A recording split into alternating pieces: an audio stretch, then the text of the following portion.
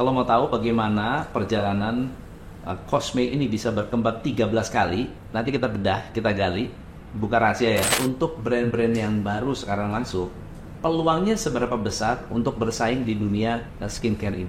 Banyak sekali orang yang tergiur sekali dengan cara-cara instan, padahal mereka menggunakan bahan-bahan yang berbahaya. Bahan berbahaya itu apa aja sih? Bahan berbahaya sebenarnya adalah bahan-bahan yang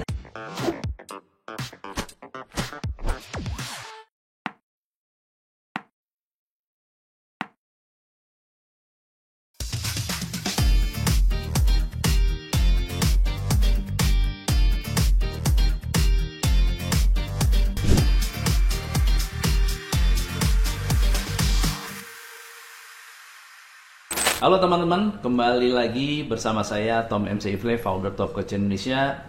Episode behind the business kita kali ini beda dari biasanya. Biasanya kita di kantor, kita di ruang studio. Hari ini di luar studio karena saya mengunjungi salah satu pabrik maklon terbesar di Indonesia, PT Cosmetica Global Indonesia.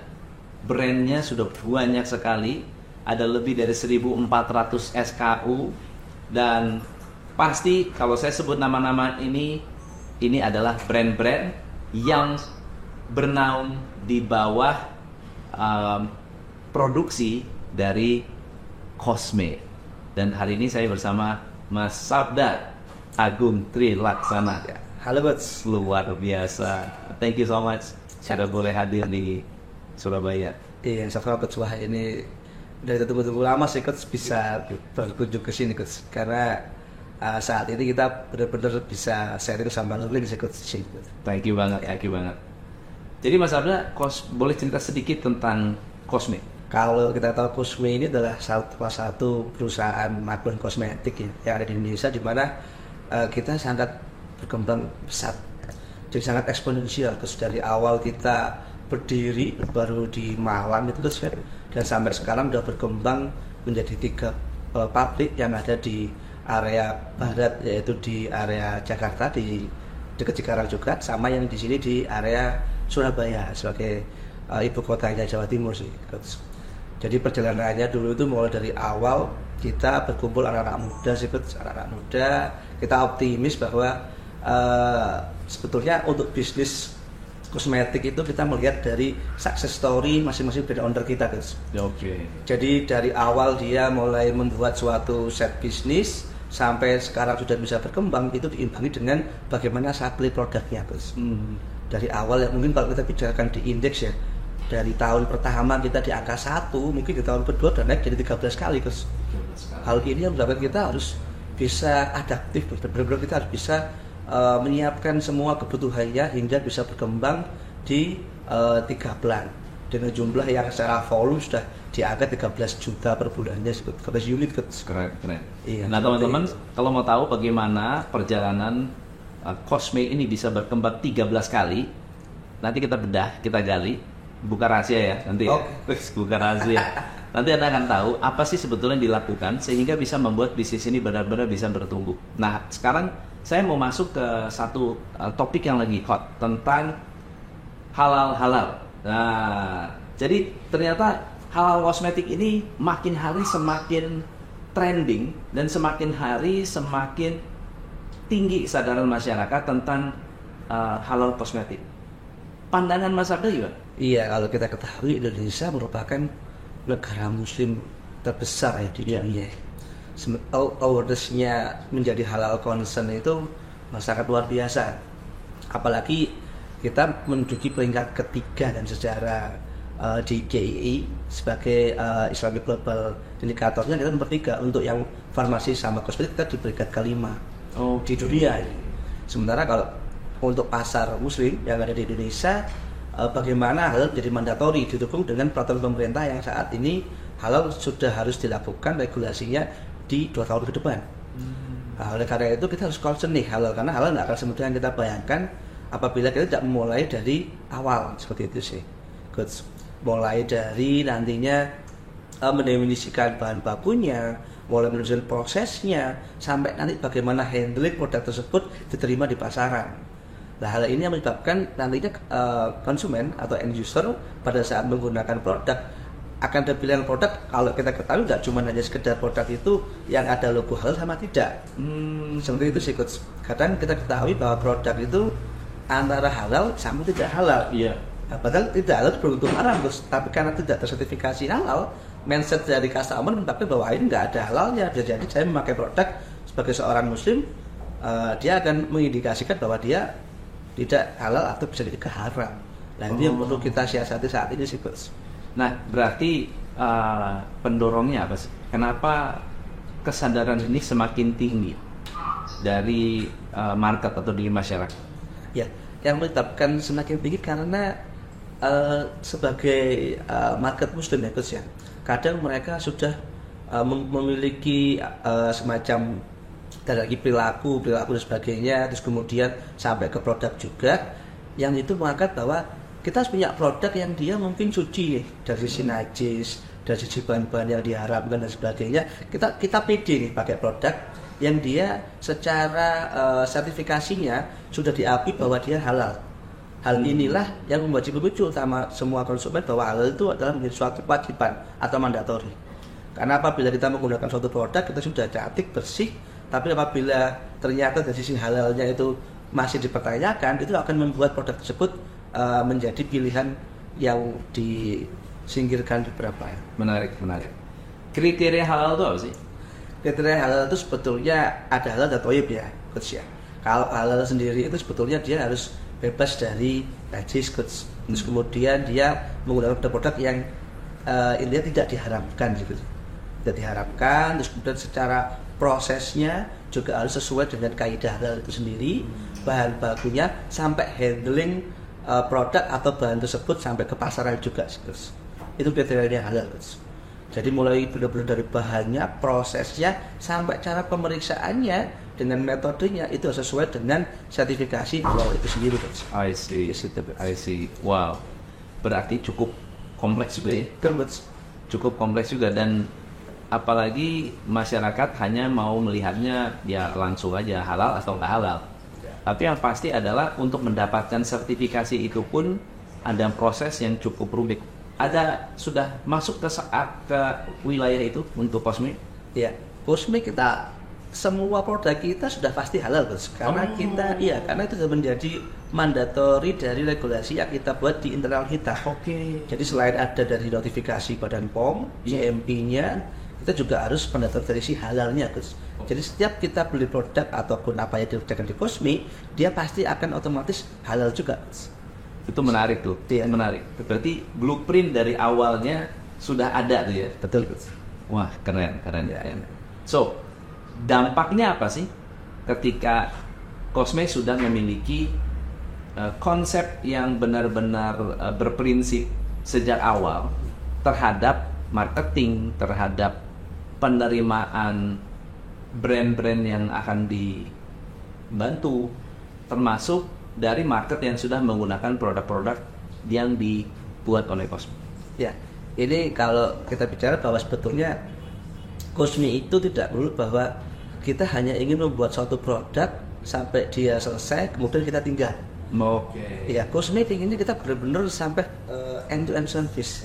Solusinya itu sampai dia benar-benar bisa sustain dari sisi bisnis setelah kita membuat pengiriman produk pertama.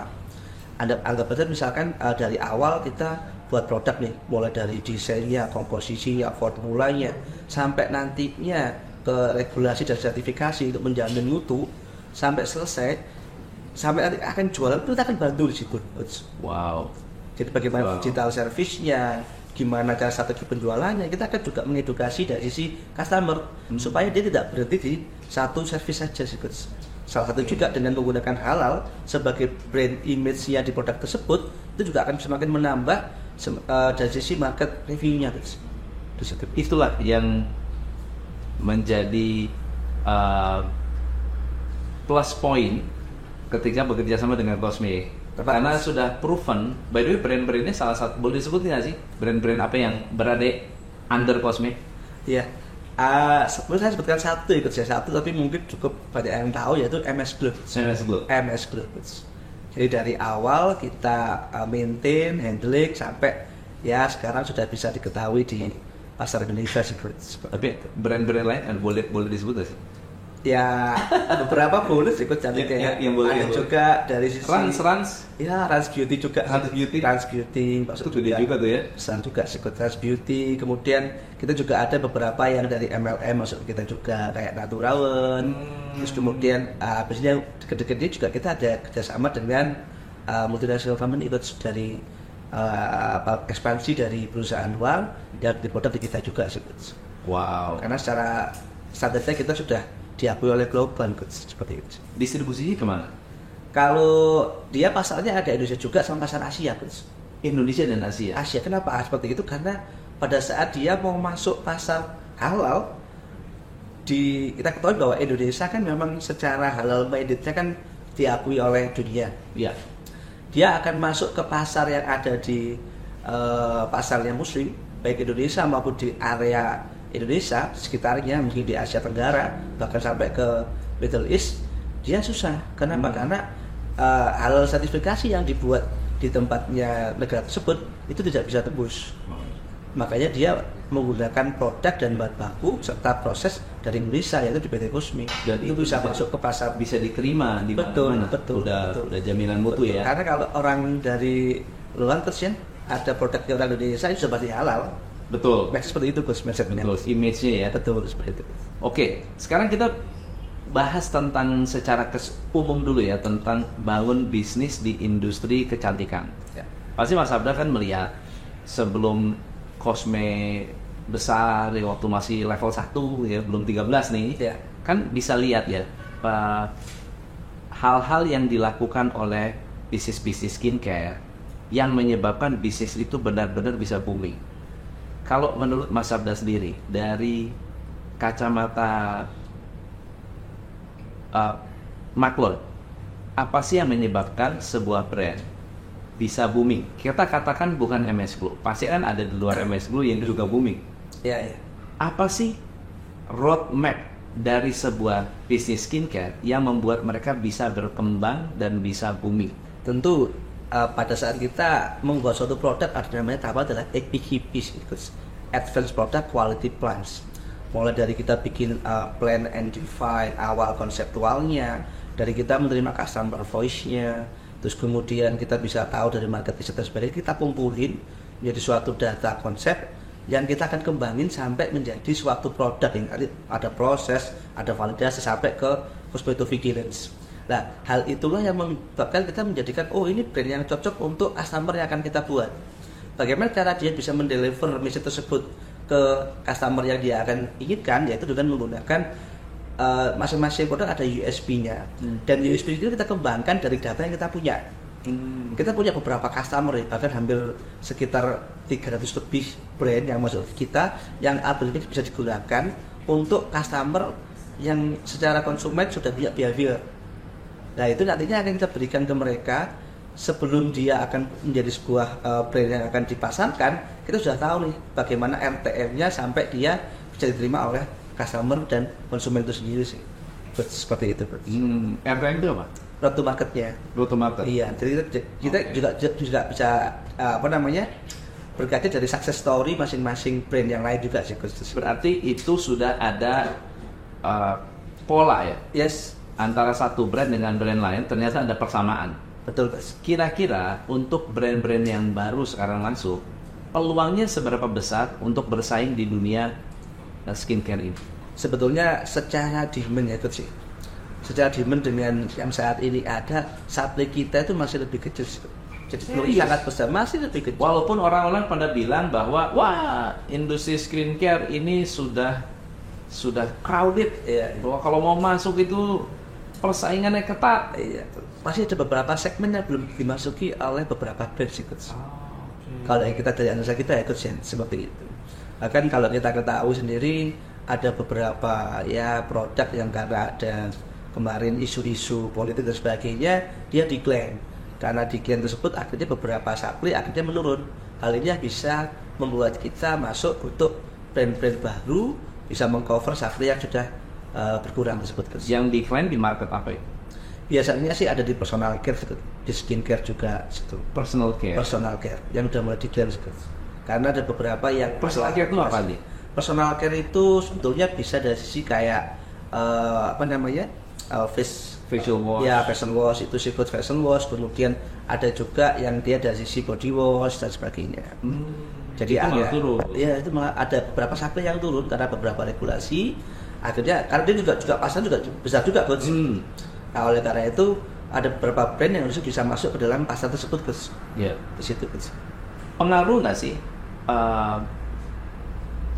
pengetahuan konsumen terhadap ingredient, tentang pemahaman konsumen sekarang ya, dapat edukasi dengan berbagai macam brand yang masuk. Sekarang itu skincare ada, wah aneh-aneh lah, ada DNA salmon lah, DNA inilah, DNA itu, pakai Ini kali efekasinya ya, Coach. Iya, kayak bahan-bahan yang kelihatannya tuh canggih-canggih gitu ya. Seberapa besar itu mempengaruhi minat konsumen? Itu sangat besar sekali sih. Jadi kalau kita ketahui beberapa produk dia pasti punya semacam enrich-nya ya, enrich atau hero ingredient yang ditampilkan. Hero ingredient. Iya, itu sangat menarik untuk di awal karena ada beberapa yang saat ini aja dengan tren yang sangat dinamis. Dulu misalkan kayak ceramide gitu, terus ceramide punya ya beberapa produk yang hanya 5 kali ceramide ya. Dengan ada perkembangan sampai kita bisa di 12 kali ceramide, 12 kali type ya, itu bisa juga membuat kita menjadi lebih menjadi lebih banyak value, Coach. Akan mudah juga jualannya, Coach, di situ, Coach.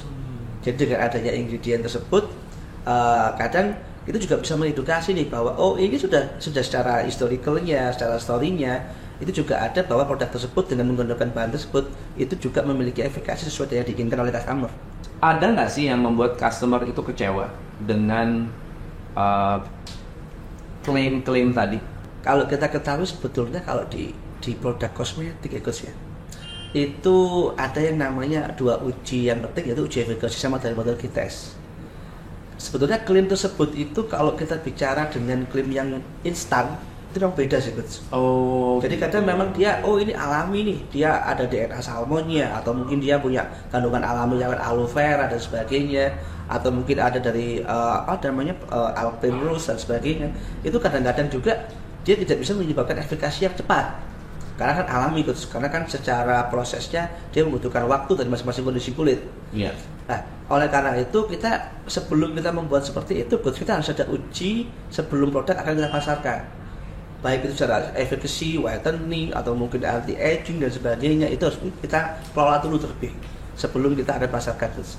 Sampai di mana keinginan konsumen untuk mendapatkan produk-produk alami? Karena kalau zaman dulu maunya instan. Iya. Kulit putih maunya instan, semua instan, jerawat instan. Ya oke lah, mukanya merah-merah dulu, tahu-tahu lama-lama membaik atau kemudian kulitnya jadi tipis, mereka nggak peduli. Nah, seberapa jauh hari ini konsumen itu mengharapkan produk-produk dengan kandungan alami atau bahan-bahan yang ramah lingkungan? Sebetulnya kalau sekarang ini konsumen sudah mulai teredukasi bahwa produk yang dihasilkan dia maunya minta yang natural, yang green, yang clean. Nah, sebetulnya itu sangat tinggi sekali, Coach. Sangat tinggi sekali, dan konsumen itu sangat aware juga dengan hal itu. Cuman apakah nanti ada efikasi yang seimbang dengan bahan yang sudah kita buat secara natural atau yang dia ramah lingkungan, itu menjadi tantangan kita, Coach. Jadi yang diinginkan adalah dia juga natural, dia juga punya ramah lingkungan, tapi juga punya efikasi yang sama dengan yang dia dari sintetis atau dari kimia. Lalu jawaban itu sebetulnya ada turunannya, Coach. Dengan teknologi yang saat ini kita miliki, mungkin kita bisa membuat semacam algoritma DNA tanaman yang kita buat di tubuh kita. Stem cell. Sekarang ada exosome, betul, Coach, seperti itu. Itu juga bisa menjawab, dia alami natural, tapi juga memberikan efek dan khasiat yang sama dengan yang kimia. Betul, Coach. Walaupun secara journey-nya pastinya akan membutuhkan waktu sih, Coach. So, Mas, ini pertanyaan penting ya, karena ada banyak sekali orang yang tergiur sekali dengan cara-cara instan, padahal mereka menggunakan bahan-bahan yang berbahaya. Bahan berbahaya itu apa sih? Supaya bisa teman-teman tahu. Ya, bahan berbahaya itu sebenarnya adalah bahan-bahan yang apabila digunakan, tentu ini di luar daripada pesantren BPOM ya. Iya. Ya, apabila digunakan dia memang untuk awalnya ada efek efikasi yang terlihat, tapi jangka panjang dia akan ada efek sampingnya nih, misalkan iritasi yang berlebihan, bisa sampai ke toksik di kulit dan sebagainya, sampai bahkan menimbulkan kayak kemerahan, bahkan bisa sampai tipis. Kenapa? Karena memang di dalamnya misalkan bisa kita ada bahan berbahaya merkuri atau hidrogen dengan kadar tinggi. Di situ kan kita bisa tahu bahwa bahan tersebut apabila tidak kita kontrol, dia malah akan menyebabkan kulit menjadi rusak. Oke. Ya bisa berwarna coklat, kusam, bahkan bisa sampai iritasi, bahkan yang ditakutkan sampai ke kanker kulit takutnya. Bisa itu ya? Bisa kalau dengan yang kandungan atau kadar yang tidak kita kontrol. Oke. Yang membedakan Cosme dengan skincare abal-abal apa? Ya ini sebenarnya juga sama lah, bahwa kita itu sudah sesuai dengan regulasi. Ya makanya luar negeri masuk. Betul, dan kita punya standar standarisasi yang diakukan global juga. Iya. Iya. Bahkan sampai ke yang orang luar pun juga sudah masuk bahwa oke, ini secara sistem, secara standar itu sudah bisa digunakan juga. Seperti itu sih coach. Oke. Iya itu. Ceritain dong apa yang menyebabkan kunci sukses Cosme bisa 13 kali itu apa sih? Iya. Jadi kuncinya adalah satu, pasti kita punya motivasi tinggi nih dalam bekerja. Terus kemudian kita itu selalu tamak akan prestasi coach. Jadi kita itu nggak mau posisi kita itu hanya seperti yang di awal-awal aja guys. Kalau bisa kita kasih 100, kenapa kita hanya kasih 10 gitu seperti itu. Jadi kalau kita tahu dari awal ya guys, awal Cosme itu kunci suksesnya adalah bagaimana kita bisa memberikan solusi pada customer kita guys, dan bagaimana kita bisa pendekatan service yang baik kepada customer juga. Jadi kalau awal-awal misalkan dari proses dan sebagainya, kadang kita komunikasi dengan customer itu tidak hanya melulu terkait yang berhubungan dengan produk, desain, konsep dan sebagainya, bahkan sampai bagaimana strategi dia cara berjualan. Jadi kita kasih nih edukasi bagaimana penjualan yang baik, bagaimana nanti program yang dibuat, bagaimana cara branding, bahkan kemarin sampai kita launching aja kita bantuin coach di situ. Oke. Kita bikin konsepnya, kita bikin desainnya, pakai model yang seperti apa. Jadi in detail pun kita juga masuk. Tujuannya apa? Karena kita menjadi seorang beauty socialpreneur. Beauty socialpreneur. Betul. Jadi kita ingin kalau kita berkembang, kita itu sama-sama berkembang. Karena tagline kita adalah grow together. Grow together. Ya, seperti itu. Kasih contoh satu skincare case study yang dibantu mulai dari planning sampai go to market. Kita bicaranya ke fast go to market. Apa yang harus dilakukan sebuah skincare untuk bisa sukses pada saat go to market? Ini satu produknya Gus ya. Memang beberapa dia udah ada yang punya pasar, dan juga ada yang mulai dari nol ya Gus ya. Yeah. Kita misalnya mulai dari nol ya Gus. Betul. Kalau yang dari nol, pertama kita ada semacam kuesioner Gus ya, untuk membuat kira-kira nanti brand posisinya seperti apa, terus kemudian brand jewelry juga seperti apa, kita kasih ke mereka. Mereka punya filosofi, kalau enggak ya kita akan coba bantu untuk membuat itu. Terus kemudian sampai nanti soal proses, konsep, sampai nanti akan di pasaran, itu juga kita bantu guidance. Misal pemilihan model, pemilihan segmen pasar, bahkan ada beberapa juga yang kita bantu di menggunakan enablers juga. Contohnya misalkan dia ingin jualan online Gus, tapi dia nggak punya pengalaman, dia nggak punya gudang Gus, nggak punya gudang, nggak punya label, nggak punya manpower dan sebagainya. Bagaimana nih organisasinya? Apakah sales investasi? Karena di awal kan tentu kalau sales investasi yang fixed cost, nanti kalau ada decline, dia pastinya akan ada beban kan di situ. Iya. Lalu kita anjurkan ya awalnya semuanya harus ada kemitraan, ada partnership dulu. Misalkan mulai dari prosesnya nanti kita buatkan. Nggak perlu capek-capek lah, mereka harus bikin pabrik sendiri kan, betul. Investasinya berapa itu Gus? Kemudian masuk lagi ke sarana untuk channel distribusinya Gus. Distribusinya sendiri kan tentu dia akan butuh effort tinggi nih, kalau dia harus punya warehouse tersendiri, orang yang packing, orang yang kirim sampai ke masing-masing end user, bahkan dia harus bisa melakukan semacam analisa terhadap produk yang sudah kita keluarkan dan sebagainya. Kita punya service itu Gus. Sampai dia nanti akan cara jualannya seperti apa, menggunakan data yang ada, yang lebih efektif pakai mana nih caranya, brand activation-nya, itu juga ada seperti itu Gus. Wow. Di situ. Itu untuk yang nol ya. Tapi kalau yang sudah punya pasar, kita kemarin tuh bantu untuk bikin launchingnya supaya apa? Untuk bridging sampai ke marketnya dia juga bisa kita kontrol. Oke. Gitu. Kalau brand nol, launching awal harus melakukan apa? Kalau boleh yang nol ke Kalau nol. ya. Sebetulnya pertama kali launching ini sama sih, kita harus bikin yang namanya branding dari buzzernya dari situ. Buzzernya. Buzzernya dulu. Jadi Buzzer itu apa? buzzer itu adalah semacam nantinya pada saat dia akan launching, apakah dia sudah ada kayak semacam influencer, semacam platform media sosial yang akan menyebarkan produk tersebut untuk bisa diketahui oleh semua customer yang dia inginkan. Oke. Kemudian pada saat kita akan ada teaser dan awalnya di awal, apakah itu nantinya secara brand tersebut mengkomunikasikan kepada customer yang dia inginkan. Itu paling penting sih di situ, Gus. So, Mas Hamda, kita satu-satu ya. Nih, teman-teman kita coba breakdown. Jadi, sudah cari buzzer. Dapat buzzer, brand nggak tahu nih. Pak, gimana nih saya mau ngomong apa nih? Mau ngasih tahu apa nih sama para buzzer ini? Takutnya kan pada saat mereka launching, ngomongnya salah. Apa sih harus dikatakan oleh buzzer ini pada saat melakukan launching?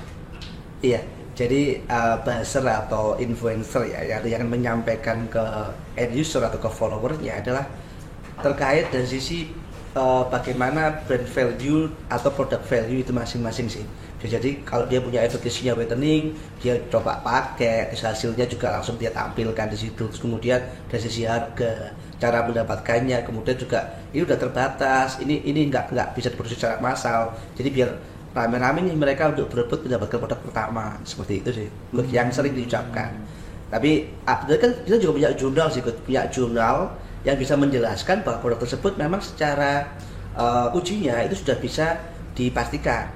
Nah itu bisa membantu juga untuk influencer menjelaskan itu ke followernya, Bos. Oke. Apa yang terjadi kalau tidak diterima?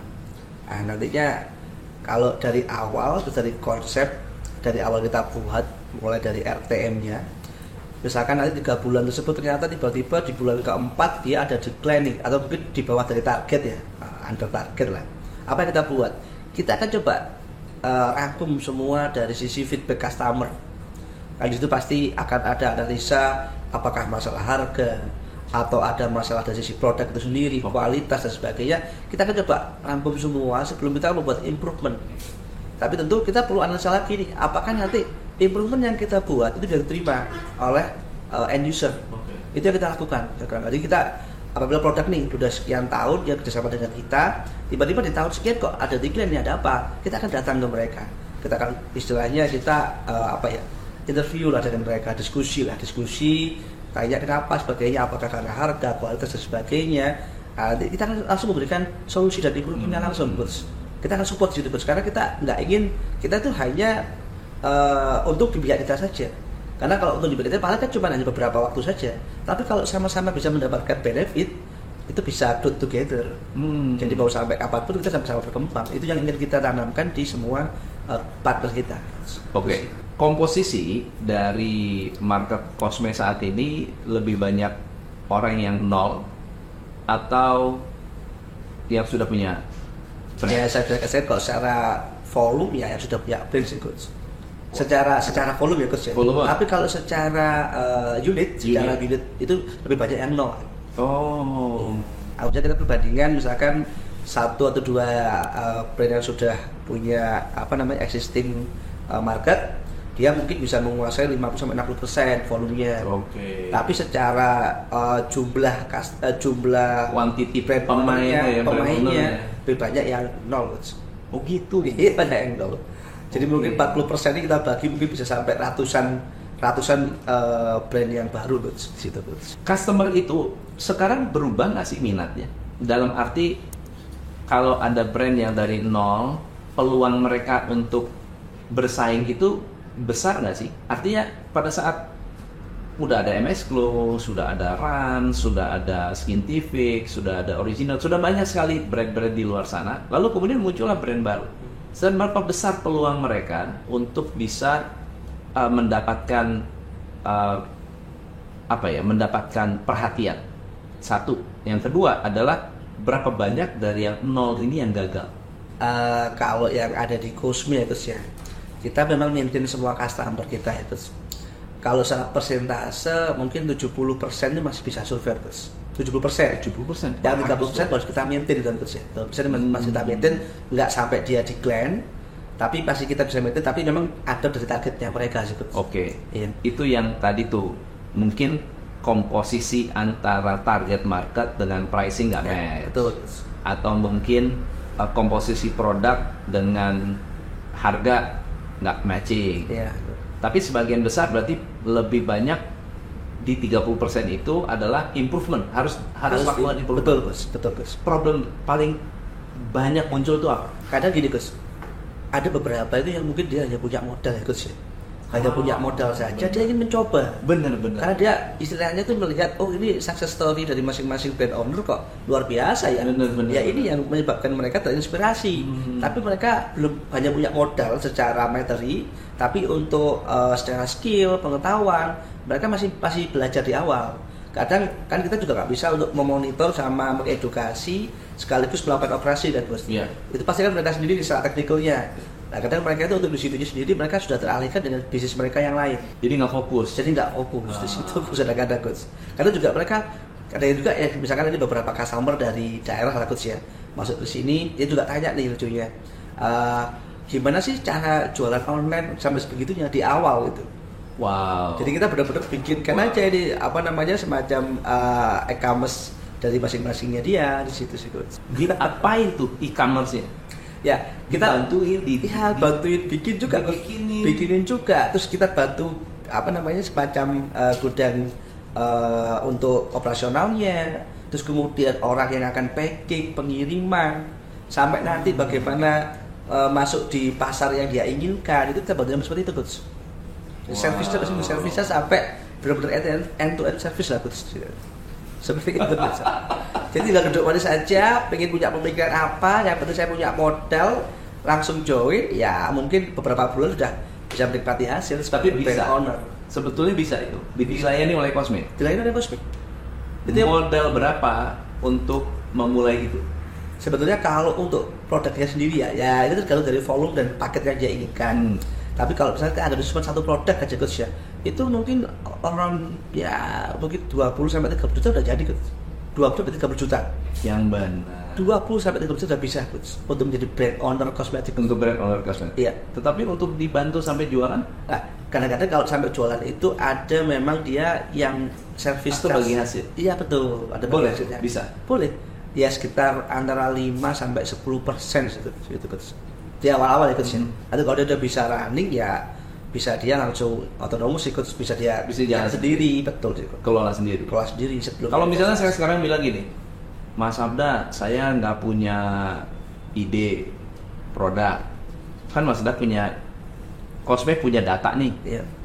Market apa yang sedang booming, saya ikutan tren deh, tolong bikinin namanya terserah, semuanya terserah, pola formulanya Mas Abda yang paling ngerti. Saya punya modal 500 juta, bisa jalan ya? Sangat bisa. Ya itu yang terjadi di semua customer kita, Gus. Sampai dia suruh bikinkan logo, desainnya. Jadi kita benar-benar all in lah service-nya, Gus. Mau bikin nanti nama brandnya, terus kemudian komposisinya, regulasinya, sertifikasinya, sampai nanti bentuk packagingnya. Wah ini bisa rame ya, siap-siap. Semua satu service. Hanya tinggal duduk manis saja Gus. Dia punya modal, dia kepingin punya konsep apalah filosofi produknya, udah tinggal jualan aja Gus. Bahkan mungkin tinggal duduk manis melihat hasil jual juga bisa Gus. Duduk manis, menghasilkan modal, nunggu saja uangnya masuk kapan gitu aja Gus.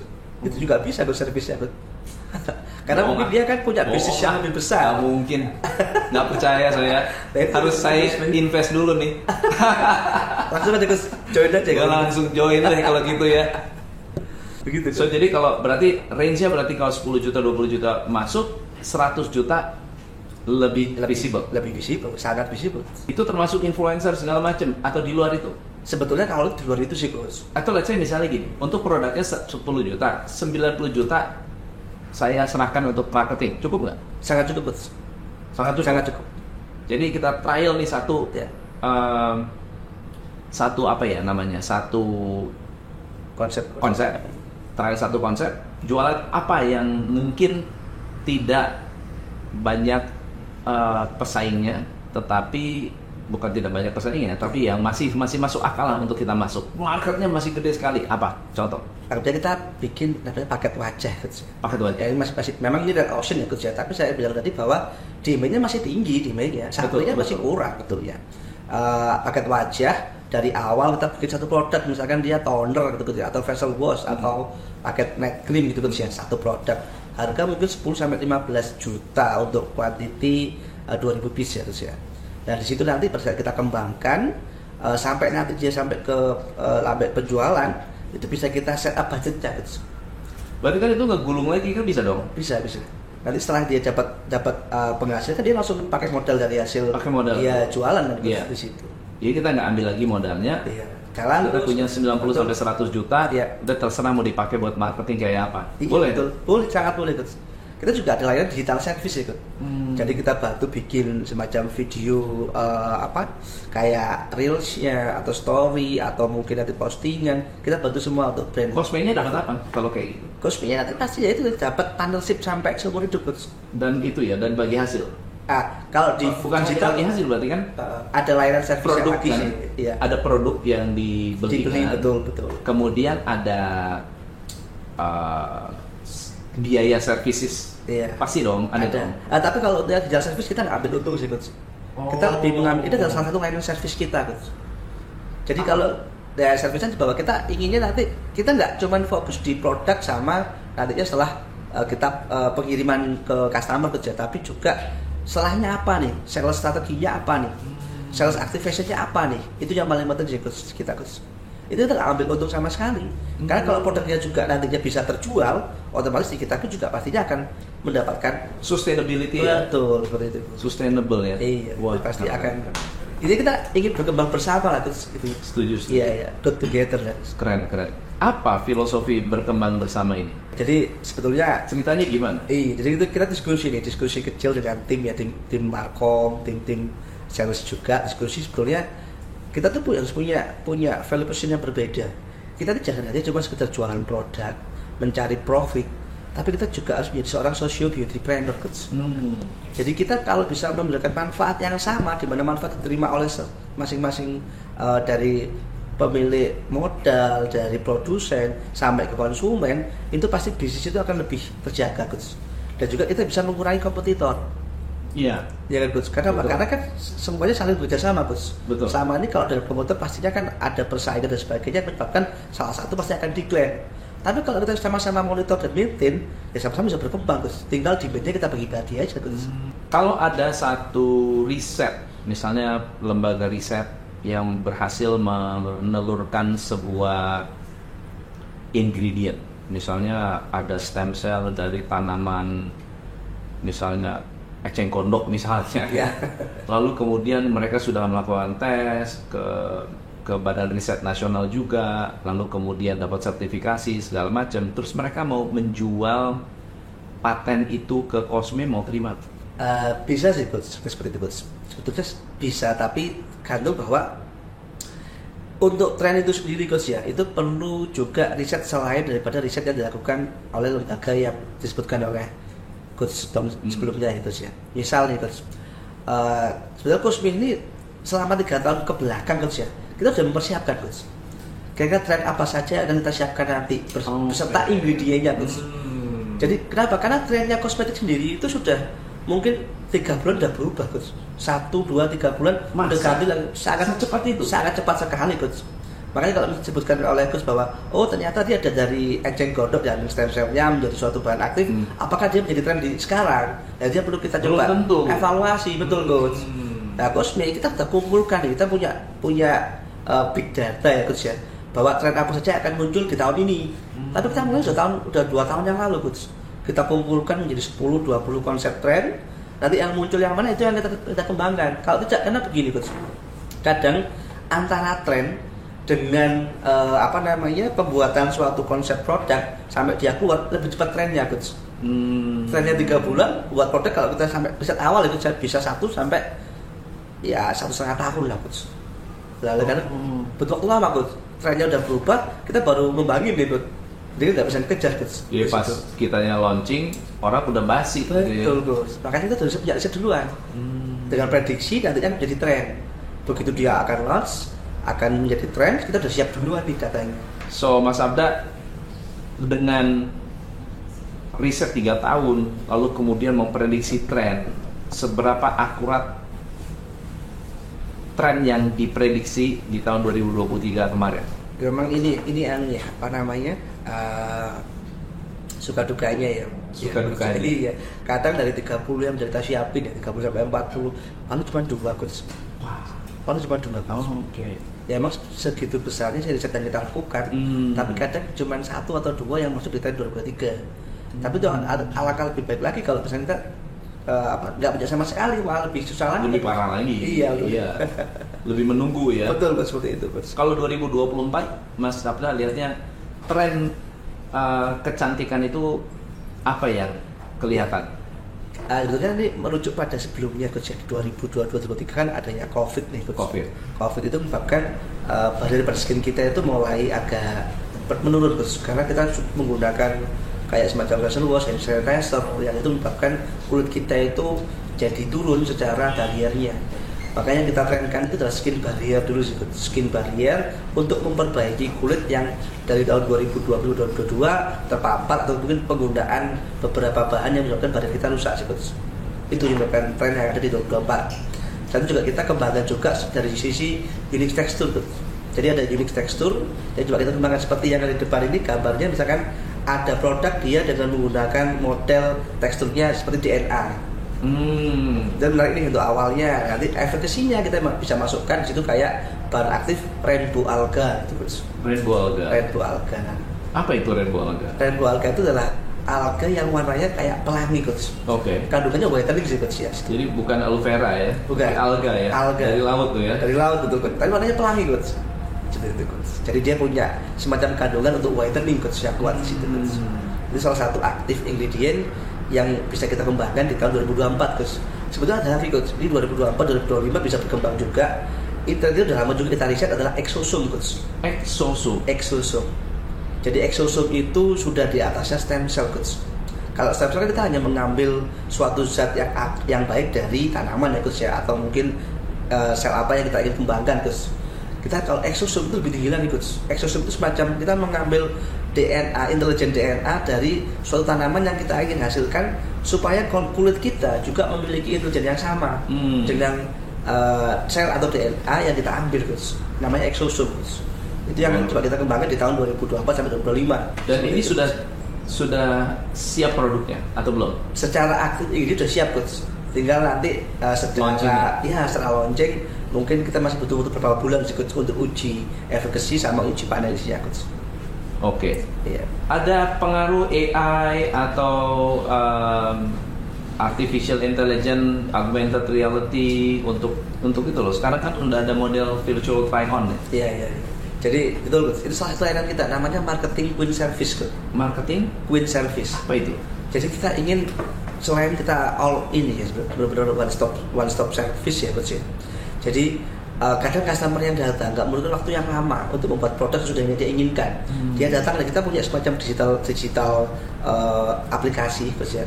Dia tinggal lihat produknya mau seperti apa, fungsinya seperti apa, dia tinggal pilih aja di situ, nanti akan muncul secara visual produknya seperti apa dan visual wajah yang dia inginkan. Oke. Misalkan dia arti acne atau dia sebagai brightening atau dia sebagai lifting dan sebagainya, dia akan sesuai dengan apa yang dia inginkan.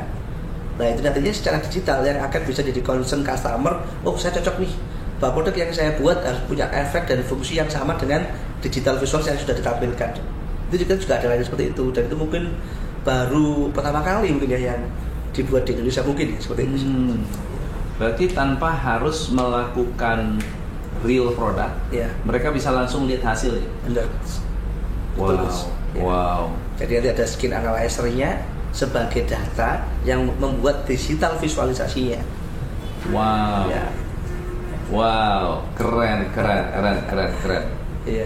Jadi tahun 2024 produk apa yang bakal booming menurut Mas Abda? Produk yang udah ada nih. Iya, kalau 2024 masih lebih tinggi di skin barrier sih. Skin barrier. Skin barrier itu sih. Itu yang paling tinggi sih saat ini. Ternyata ada dampak dari pandemi, mereka pakai hand sanitizer, kulit kering. Betul. Lalu ternyata ada masalah ya, iritasi dan seterusnya. Betul. Gitu ya. Itu yang menyebabkan nantinya sebagai moisturizer dia juga bisa memberikan hidrasi yang bagus di kulit, dan juga nantinya juga ada efek tentang whitening dan brightening-nya juga seperti situ. Whitening dan brightening. Betul, karena kalau orang Indonesia itu cantik itu putih, Coach. Itu yang menjadi image-nya orang Indonesia. Iya. Di situ. Cantik itu putih. Iya, Indonesia di situ. Indonesia itu sih. Tapi kalau kita juga punya pasar di Afrika juga sih, Coach. Punya pasar di Afrika, punya pasar di Timur Tengah. Pakai whitening juga. Sana mereka sukanya sih cantik itu bersih sih, Coach. Brightening, jadi kayak ada sedikit glowing, betul kok di situ. Tapi kalau Indonesia kebanyakan saya minta yang putih nih, punya yang putih lebih instan. Kebanyakan seperti itu di customer. Keinginannya seperti itu, Coach. Oke, menarik. Pak Sarda, kalau misalnya ada teman-teman yang punya bisnis atau pengen memulai bisnis, kan bisnis itu kan hal yang kompleks ya. Bangun timnya kompleks, cari produknya kompleks, manufakturnya kompleks, distribusinya kompleks. Cosme ini sudah punya begitu banyak infrastruktur dan proven antara satu produk dengan produk lain, brand satu dan brand yang lain ternyata bisa terbantukan. Nah, seberapa atau bagaimana cara Cosme memilih partner? Misalnya ada yang tertarik, aku mau dong yang duduk manis itu loh, pasti mau tuh, semuanya mau duduk manis, tapi pasti akan ada requirement ya, kriteria yang diharapkan oleh Cosme terhadap pengusaha itu. Kira-kira pengusaha yang seperti apa yang layak untuk dijadikan partnernya Cosme? Sebetulnya kita sih ingin membuat pengusaha itu dia punya semacam filosofi bahwa dia tidak hanya bisnis semata, tapi dia juga punya peran di industri kosmetik terutama ya untuk bangsa. Jadi memang awalnya kita bikin pabrik kosmetik ini karena kita punya peranan di nasional nih, bahwa kita masa sih secara manual aja seperti awalnya kok secara pasar dominasinya malah lebih banyak brand-brand yang ada dari luar nih. Kita kalau tahu nih, kita tahu sendiri lah seperti apa brand besar di personal care. Bahkan untuk brand lokal itu sudah sangat sedikit. Nah, jadi kalau kita punya partnership nantinya entrepreneur atau pengusaha yang dia juga punya visi dan filosofi, brand kita juga harus bisa bersaing di Indonesia. Bahkan mungkin dia juga bisa menguasai lebih tinggi daripada brand asing. Itu sih kalau dari saya. Kalau ada yang sudah punya produk terus mau minta dibantu dari sisi digital marketingnya bisa? Sangat bisa. Karena memang salah satu layanan servis kita. Oke. Seperti itu. Jadi nantinya kalau mau brandnya kita coba bikin lebih baik atau lebih bagus daripada brand yang ada di existing, itu malah kita semakin bersemangat untuk itu. Oke. Tapi dia nggak bikin di sini. Produknya nggak di sini. Kemarin memang ada sih beberapa customer seperti itu ya, tapi kita membatasi nggak 100% karena kadang kuotanya kita kan juga terbatas. Kita lebih memprioritaskan juga ya kerjakan di sini. Tapi juga ada sih kemarin memang yang dia minta bantuan hanya di penjualannya saja. Itu ada, itu dari kerjasama dari Uzbekistan kalau nggak salah, dari Uzbekistan. Okay. Jadi mereka sudah punya produk, sudah punya brand, mau fokus di distribusinya lah ya. Tapi sama di dalam marketingnya aja ada memang gitu. Seperti itu. Bagus nggak tuh, berhasil? Sekarang tahapannya masih development sih. Belum. Baru masuk nih. Baru masuk. Mungkin bulan depan sudah mulai bisa go live sih dia. Oke. Tapi yang pasti adalah kalau mulai dari nol jauh lebih bagus dong. Pasti. Konsepnya nggak salah ya. Pasti. Target marketnya nggak salah. Iya, pasti. Launchingnya tadi nggak salah. Pasti. Lebih fokus lah. Lebih fokus. Ada pesan buat teman-teman yang bisnis skincare hari ini buat para pemula atau yang sedang struggling? Jadi kalau pesannya adalah jangan takut untuk memulai suatu bisnis ya. Jangan takut untuk memulai, karena yang penting itu adalah hanyalah niat. Karena niat adalah 90% dari bisnis itu berjalan. Itu sih yang paling penting yang ingin saya sampaikan ke semua calon beauty blender yang ada di Indonesia. Itu sih keren. Teman-teman belajar apa hari ini? Hari ini saya belajar banyak sekali tentang tren, tentang skincare, minat skincare ke pasar internasional. Ternyata market internasional juga sudah mulai melirik Maklun di Indonesia. Itu kebanggaan sekali buat kita.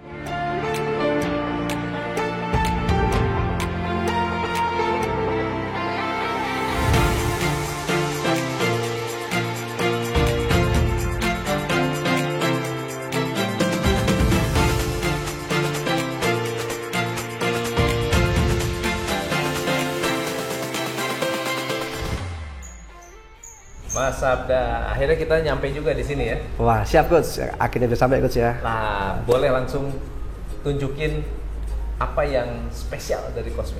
Oke Coach, kita coba lihat dari sisi displaynya Coach. Display, ini ya? ada beberapa produk yang sudah menjadi partner Cosme ini Coach. Ini tentunya ada ya produknya dari MS Glow, ada Skin Theory, terus displaynya juga ada dari Men Experience, juga ada Rans Beauty Coach, dan beberapa brand-brand besar semua ada di sini sih Coach. Jadi ini salah satu display, kalau ada customer yang datang, dia bisa lihat nih Coach mau seperti apa nih benchmark yang dia inginkan Coach, seperti itu.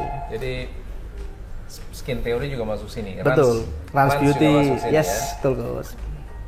Nextnya kalau misalnya ada orang yang mau bekerja sama, apa yang akan dilakukan? Step pertamanya apa? Step pertamanya itu adalah dia akan konsultasi juga dengan tim sales kita, Gus. Oh, tim sales. Iya, dia dari servisnya mulai dari bikin konsep produk awal sampai nanti dia akan ke terakhir produknya bisa diterima, Gus. Oke. Iya, ini bisa di sini, Gus. Oh, di sini. Nah, ini kebetulan juga ada customer, Gus. Kita infonya ini adalah marketing queen service, Gus. Ini dia, MQS. Marketing Queen Service. Betul, Gus. Jadi ini sedang meeting nih ceritanya. Yes, betul. Ini ada customer dan salesnya diskusi bahwa dari produk yang dia inginkan, konsep awalnya, konsep nanti secara brandingnya, sampai dia akan bikin desain hanya dalam waktu 1 hari bisa selesai. Jadi desain, ya desain, isinya, Coach, formulanya, Coach, betul, konsepnya sampai harga, sampai nanti cara untuk bahkan packagingnya udah langsung kelihatan. Siap, ya. Iya betul Coach. 3D packaging udah langsung kelihatan. Langsung hari ini juga Coach. Jadi servisnya dalam 1 hari, one stop service. Jadi kalau motonya teman-teman sales itu adalah one day one kill. One day one kill. One day one kill gitu. Kayak gitu sih. Oke. Iya. Wah, cakep. Iya. Jadi bisa langsung dicoba juga. Kira-kira kebutuhannya seperti apa di breakdown di sini. Iya betul Coach. Keren. Silakan. Iya, setelah dari sales tadi Coach, kita akan coba di tim Research and Development Coach. Tim Research and Development. Iya, ini adalah tempatnya nanti tim-tim yang buat formulanya Coach. Jadi spesialnya Cosme secara umum kalau melihat dari kebutuhan market yang ada saat ini tuh apa? Ya, jadi yang paling banyak itu adalah di skincare Coach. Paling banyak 90% rata-rata customer itu adalah dia minta skincare. Oke. Mulai dari paket wajah Coach. Ada facial wash, ada toner, ada day cream sama night cream Coach. Itu menjadi concern semua customer yang datang ke Cosme, karena kan melihat dari historicalnya beberapa brand-brand besar rata-rata produknya adalah produk skincare di Cosme. Jadi kalau dari benefit di luar dari produknya itu sendiri adalah services yang tadi tuh. Ya, Coach. Ya, marketing sampai dengan after sales. Yes, betul. Tapi kalau dari segi produk itu sendiri, dari bisnis Maklonnya ini sendiri, apa yang menjadi keunggulan utama dibandingkan dengan teman-teman yang lainnya? Ya, kembali lagi bahwa di PT Cosme sendiri, selain kita juga memberikan konsep terkait dari produk, juga bagaimana konsep dalam membuat brand yang benar, Coach. Konsep dalam membuat brand yang benar. Karena kalau bagus relatif, kalau benar sesuai dengan prosedur kan Coach ya. Ya. Jadi ada tahapannya nih, bagaimana membuat konsep dari awal, mulai dari formulasi, dari sisi desain, sampai nantinya setelah penjualan, bagaimana strategi penjualannya Coach. Oke. Itu yang lebih daripada yang didapatkan di tempat lain Coach. Terus bagaimana cara menjaga komitmen terhadap kualitas, terhadap hasil produknya, supaya bisa benar-benar konsisten, itu apa sih yang harus dilakukan? Iya, jadi kita mulai dari product development Gus, itu sudah dari tim-tim ahli yang sudah kita miliki dengan kualifikasi, itu bisa untuk menunjukkan penjaminan mulai dari proses validasi, mulai dari desain awal, terus kemudian nantinya ada uji-ujinya dari mikrobiologi, fisika dan kimia, semuanya sesuai dengan spesifikasi yang dikehendaki dan dengan regulasi juga, Coach. Itu yang menjadi jaminan produk yang kita akan launching itu sesuai dengan parameter yang diinginkan oleh customer dan juga regulasi, Coach. Di situ. Proses yang paling sulit dalam membuat maklun yang bikin orang itu gagal itu apa?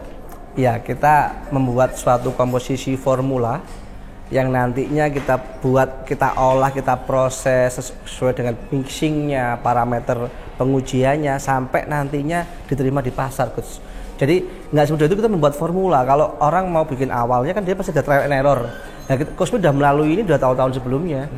Nah, yang sekarang ini adalah produk yang sudah teruji baik secara proses sampai nantinya dia bisa dibutuhkan di pasar, Coach. Nah, ini adalah pembuatannya, Coach. Misalkan formula nih dari awal dia harus mulai dari skala lab dulu, Coach. Skala lab, nanti kita akan buat bahan-bahannya komposisi paling kecil dulu untuk sampel dulu, Coach.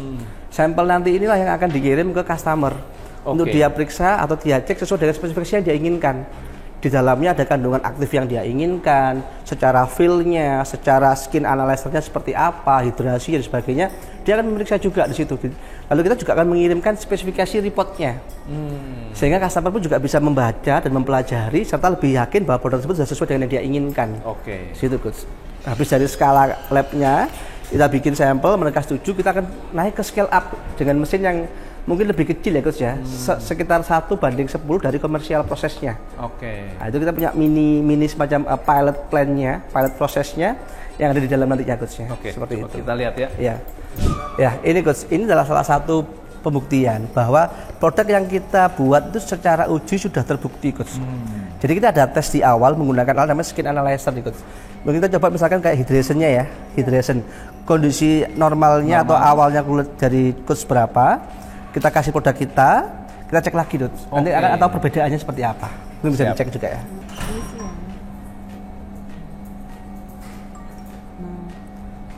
Untuk sebelumnya ini hydration-nya 5 dan elasticity-nya 6, jadi menandakan kalau kulitnya lagi ya, kering. Coba ini moisturizer. Ya, penting nih moisturizer buat laki-laki. Iya pasti. Malah laki-laki kebanyakan moisturizer, Coach. Laki-laki. Gitu ya. Malah yang paling banyak di laki-laki adalah moisturizer. Yang nomor 1 memang facial wash ya, nomor 2 moisturizer, Coach. Enggak pernah pakai moisturizer begini nih. Setelah pakai produk kita,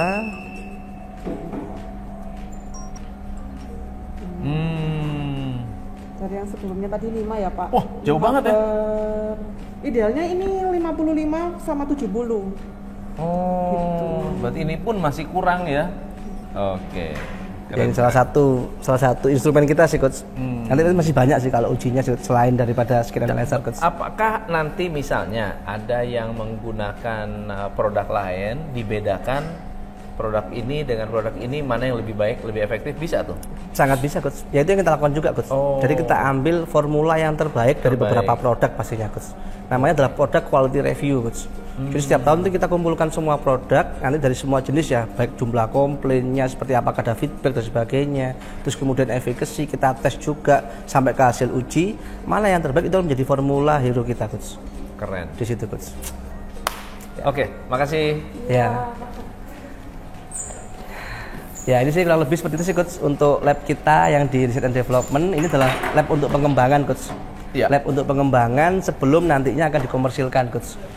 Nah, nanti setelah dari sini kita biasanya langsung ke skill up, Coach. Jadi kayak semacam pilot skill-nya, jadi kayak mini prosesnya. Sebelum kita akan masuk di commercial batch-nya, Coach, di proses produksi. Jadi kalau mini proses itu mini scale adalah untuk menguji bikin sampel. Betul. Menguji sampel tersebut dengan skala yang lebih besar lagi, Coach. Karena nantinya kita akan masukkan dia ke uji stabilitas, Coach. Jadi menggunakan climatic chamber, kita masukkan di situ dengan beberapa kondisi, agak dipercepat juga, Coach. Jadi agak tinggi, misalkan suhunya di angka 45 sampai 55 dengan RH di atas sekitar 50 sampai 70 itu, Coach. Kita kondisikan, kita akan cek nih sebulan apakah dia ada perubahan dari parameter fisika, kimia dan mikrobiologi. Apabila tidak ada perubahan yang bermakna, maka proses tersebut bisa dilanjutkan ke proses produksi Coach, untuk menjamin sampel yang kita buat formulanya sudah stabil Coach. Berarti tadi menjawab tuh, gimana cara menjamin ternyata itu ya memang sudah ada uji stabilitasnya ya. Betul Coach. Ya. Oke. Ini kantornya untuk kumpul di sini semua sih Coach. Ini timnya. Ini tim Operation. Operation. Ya, jadi sales sama ada orang manufaktur sih Coach di sini. Coach. Oke, ini apa ya?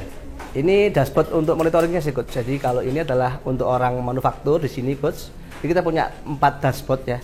Satu ini adalah untuk orang produksi manufaktur, yang belakang ini adalah orang quality, orang teknik sama orang sales Coach. Oke. Jadi tiap hari kita pantau sambil teman-teman tuh ada briefing pagi sih Coach. Di situ. Jadi planning dan actual Ya. untuk Target sama strategi target di dan strategi. hari ini dan hari besoknya Coach. Oke. Kayak gitu sih. Keren. KPI-nya, operationalnya Yes, semua betul, ada dipantau dari KPI-nya, sini. OKR-nya itu sih. Gitu Gus. Ini kita akan masuk ke area produksi ya Gus Produksi. ya. Betul. Jadi setelah dari tadi yang di lab apa namanya? Skala lab, R&D, pilot plan, lalu kita akan masuk di area produksi Gus. Oke. Jadi ini harus pakai ganti baju lagi ya? Ya, betul Gus, di baju lagi ya. Saya ganti baju dulu ya. Sampai ketemu tahun depan.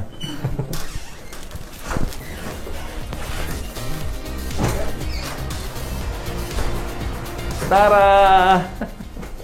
Iya. Let's go. Oke, pakai sepatu. Nah, masuk aja Gus. Masuk satu. Ya, diangkat Gus. Oke. Robot semua nih. Asik. Let's go. Mari Gus.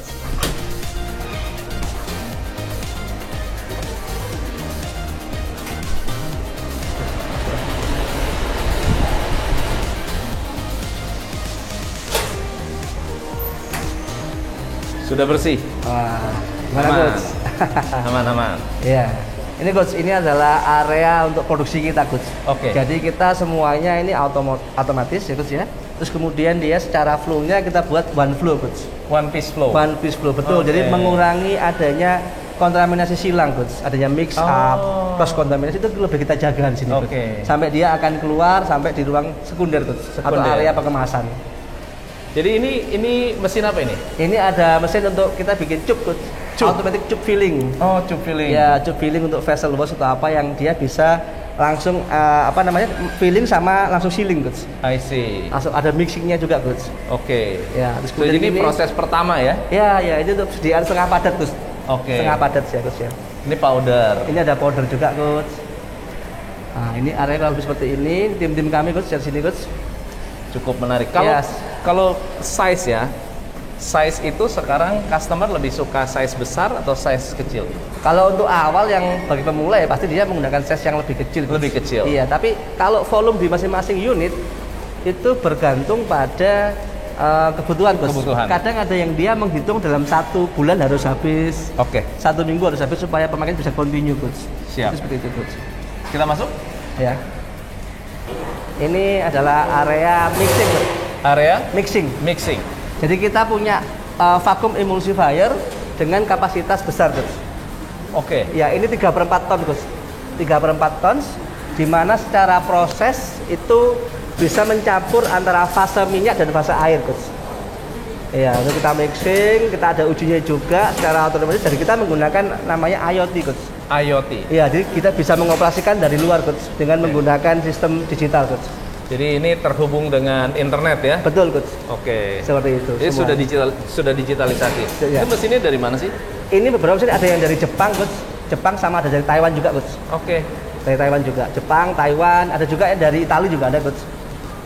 Ini sama ini nggak nyambung ya? Ya, Karena nanti- ini lebih ke packaging. Packaging sekunder, nanti dia habis kita mixing, kita lakukan proses filling, nanti dari fillingnya dia akan nyambung langsung masuk ke area Ke ini ya, nyambung packaging. ya? Iya, Coach. Seperti Ke itu. ruangan ini ya? Ya, Oke, Nah, nanti- makanya one piece flow ya? ya. Mixing, filling, langsung packing. Ya, betul begitu Coach. Wah, Ya. keren. Ya, ya. Ini sudah menerapkan yang namanya Toyota Production System. Oh ya, menarik Coach, itu, Coach. Jadi kita bisa mengoperasikan dari jarak jauh sih Coach, sambil kita pantau secara Jadi mesti dikasih tunjuk ininya. ya, computerized. Ya, coba Kasih dipisahkan. Kita bisa melakukan pembukaannya juga langsung dari sini ya. Kaget. Iya, ya. Jadi Internet of Things itu sudah bukan lagi hal yang baru. Cosme sudah technology minded ya. Betul. Jadi kita sudah menggunakan Industri 5.0 sudah bisa ikut. Iya, ini. Ya. Jadi kita juga bisa melihat parameter dari sisi mesin itu sendiri, Coach. Apakah secara putarannya sudah sesuai apa tidak, suhunya sudah tercapai atau tidak, dan lamanya sudah tercapai apa tidak, bisa kita pantau dalam satu satuan data visual untuk monitornya. Jadi apabila ada abnormality, kita bisa langsung pantau sebelum itu terjadi, Coach. Ya, Coach. Keren. Ya. Ya. Ini adalah preparasi sih, Coach. Ya, preparation ya. Staging ya. Ya. Ini ada area untuk hasil timbangnya, Coach. Harus timbang. Ini line-nya untuk line liquid, Coach. Liquid. Dan yang paling ujung itu adalah yang untuk vessel wash, Coach. Ini yang paling besar kita di sini sih, Coach. Berarti setiap ruangan itu memang sudah ada peruntukannya ya? Betul, ya. dedicated, Coach. Dedicated. Ya. Modelnya dia bisa melakukan mass production berdasarkan order ya. Target ya, order ya. Nah, ini artinya ini satu line harus satu brand, satu SKU. Betul, betul. Satu line harus satu brand dan satu produk, Coach. Iya. Tidak boleh ada produk lain karena takutnya ada mix up. Iya. Atau kontaminasi silang seperti itu. Betul. Ya, ya. Wah, keren, keren. Semuanya autonomous dan digitalisasi, Coach. Kita menggunakan IoT, jadi supaya proses itu nanti semua data bisa kita olah supaya menjadi learning mesin kita sendiri, big datanya. Nantinya untuk improvement kita cukup berada data tersebut. Apa yang perlu kita rubah? Apakah dari proses mixingnya, lama waktunya, suhunya, dari learning yang ada di data masing-masing mesin. Menarik. Supaya produk yang kita hasilkan nantinya benar-benar yang sudah dari beberapa pembelajaran, Coach. Di situ. Cakep.